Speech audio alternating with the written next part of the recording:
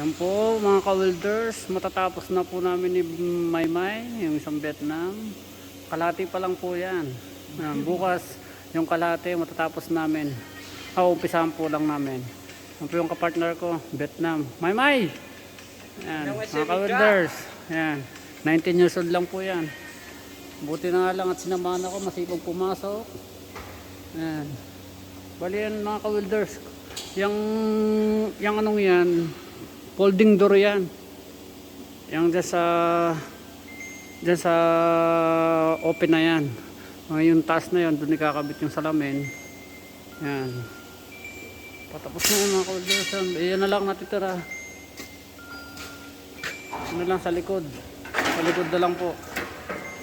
Lalagyan ko pa ng plate para hindi kita yung mga bakal na yan mga ka-welders. Sige mga ka-welders, dyan lang muna po tayo.